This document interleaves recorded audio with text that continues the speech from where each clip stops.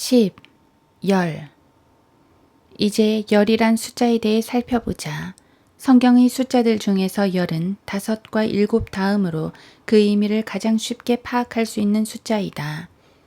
이 숫자보다 의미를 쉽게 찾을 수 있는 숫자는 5과 7뿐이다.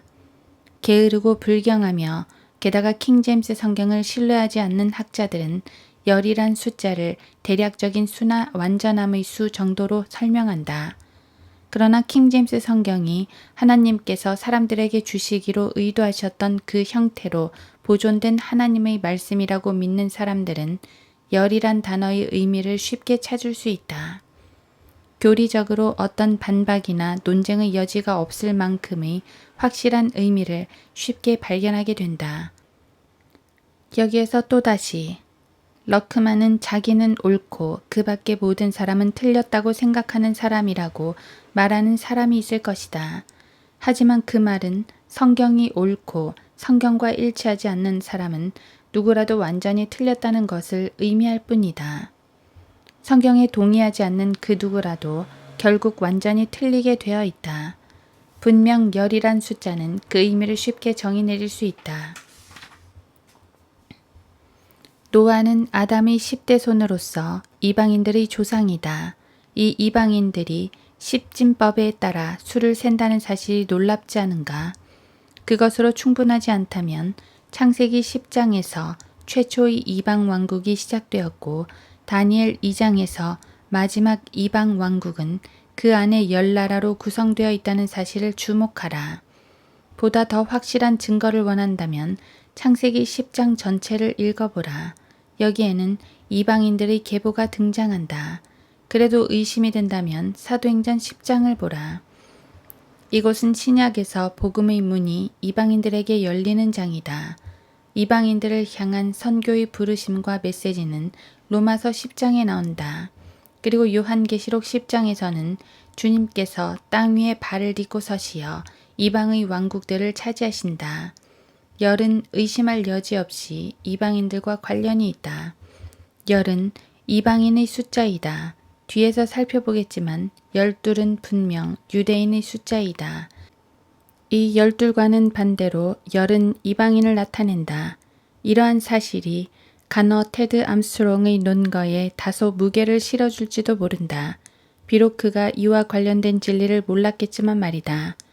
만약 알았다면 그는 분명 지금보다 오래전에 이러한 사실을 적용했을 것이다. 주지하다시피 그는 이스라엘의 북쪽 10지파가 유럽 전역으로 흩어져 후일 영국과 미국이 되었다고 주장했다.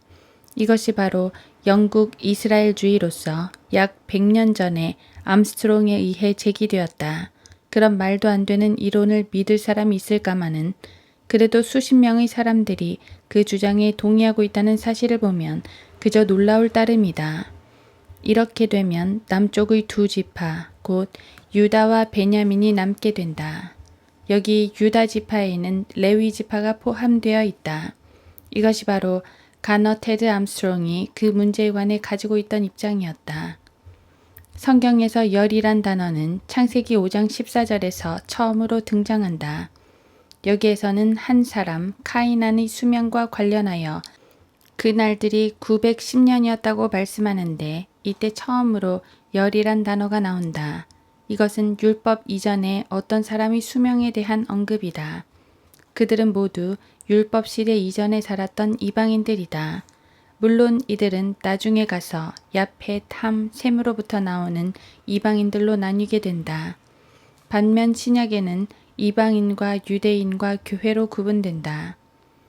그리고 율법 이전의 아브라함은 할례받지 않은 이방인이었다. 열이란 단어가 그 다음으로 성경에 등장하는 것은 창세기 16장 3절에서이다. 창세기 18장 32절에서도 소돔과 고모라와 관련하여 열이란 숫자가 등장하고 있음을 주목하라. 이 성읍들은 아브라함, 이삭, 야곱의 후손들이 살았던 땅이 아니라 카나안인들의 거주지였다. 그 다음에는 열이란 단어가 3번 연속으로 등장하는데 창세기 24장 10, 22, 55절이 그렇다. 이 구절들에서는 10마리의 낙타가 언급되고 소녀로 열흘을 머물게 해야 한다는 언급이 나온다. 그런데 이 소녀는 아직 할례받지 않은 조상들, 곧 아브라함의 조상들의 후손이었다. 라반을 비롯하여 이들 나머지 사람들은 하나님께서 아브라함에게 할례를 행하시고 그를 독특한 백성과 민족으로 만드시기 전에 다른 지역에서 머물러 있었다. 이처럼 열이란 용어는 분명 이방인을 나타낸다. 국제연합 산하의 지상 최후의 세계 강대국은 다니엘의 형상에서 10발가락으로 상징되는 10왕국으로 구성된 이방인들의 연합왕국이 될 것인데 이들은 요한계시록 17장에 나오는 10왕들에 해당한다. 이것이 예수 그리스도께서 돌아오시어 영원한 왕국을 세우시기 바로 직전에 이방 세계를 제패하게 될 왕국이다. 최초의 이방 왕국은 창세기 10장에서 아담의 13번째 후손인 님롯에 의해 세워졌다. 이렇듯 우리는 지금 세상에서 확립해 놓은 과학적인 사실을 다루고 있다. 우연하게 일어나는 어떤 일을 다루고 있는 것이 아니다. 모든 숫자들의 영향을 미칠 만큼의 큰 의미를 지닌 근원적인 법칙을 다루고 있는 것이다. 물론 각각의 숫자들에 부합하는 모든 내용들을 충족시킬 만한 어떤 원리를 이끌어내지는 못할 수도 있다. 또한 성경에 나오는 모든 사례들을 일일이 다 조사할 수도 없다. 사례가 등장할 때마다 그 의미를 증명해내고 또 우리가 말하고자 하는 바를 그 사례와 연결시키지 못할 수도 있다.